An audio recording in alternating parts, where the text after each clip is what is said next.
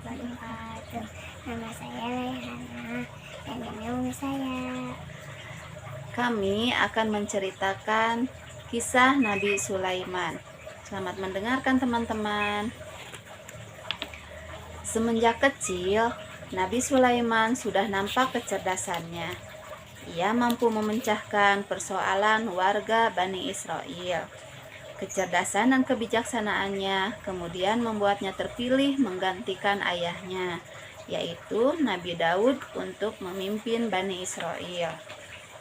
Saat memimpin kerajaan, Nabi Sulaiman berhasil memperluas wilayah kerajaan.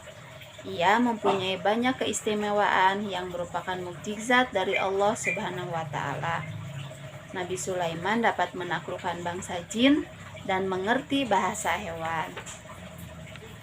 Pada masanya, Nabi Sulaiman membangun kembali Baitul Maqdis, peninggalan Nabi Yakub. Saat membutuhkan air, Nabi Sulaiman memanggil burung hudhud untuk mencari sumber mata air. Tidak lama setelah itu, burung hudhud datang dan menyampaikan berita penting, bahwa ia telah melihat kerajaan besar yang berkilauan permata indah. Negeri itu bernama Sabah yang dipimpin oleh Ratu Balqis.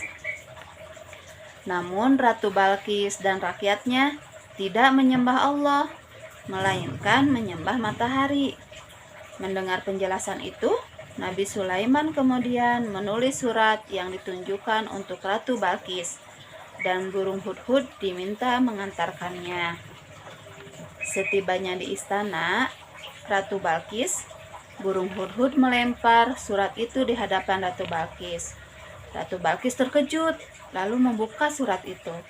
Surat itu berisi, "Dengan nama Allah yang Maha Pengasih dan Maha Penyayang. Aku Sulaiman, surat ini aku tulis untukmu. Datanglah kepadaku sekalian berserah diri kepada Allah Subhanahu wa Ta'ala, Tuhanku," kata Nabi Sulaiman. Setelah membaca surat itu, Ratu Balqis hanya tersenyum. Ia kemudian memerintahkan prajuritnya untuk mengirimkan hadiah perhiasan yang berharga.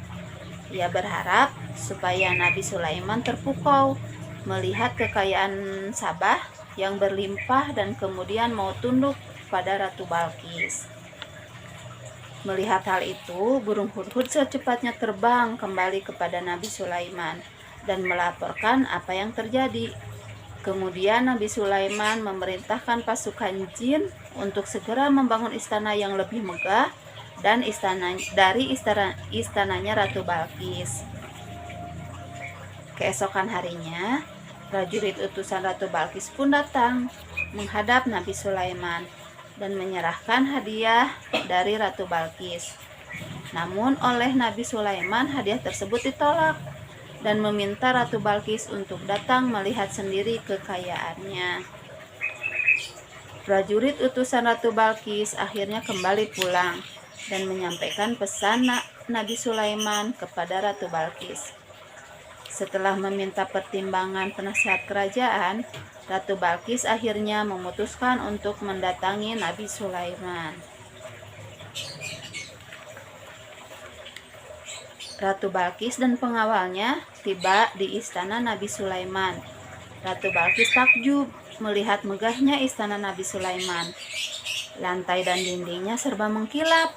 Saat hendak masuk, Ratu Balqis menyingkapkan pakaiannya karena mengira lantai istana terbuat dari air.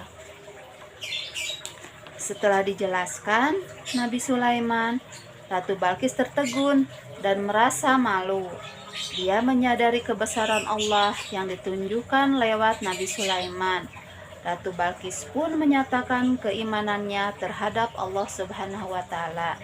Dan akhirnya mereka menikah, Ratu Balqis dan Nabi Sulaiman. Jadi dari kisah ini kita tidak boleh sombong. Kita harus menyembah Allah. Kita harus beriman kepada Allah. Karena rukun iman yang pertama itu adalah iman kepada Allah. Begitu teman-teman, kisah dari Nabi Sulaiman. Assalamualaikum warahmatullahi wabarakatuh. Dadah.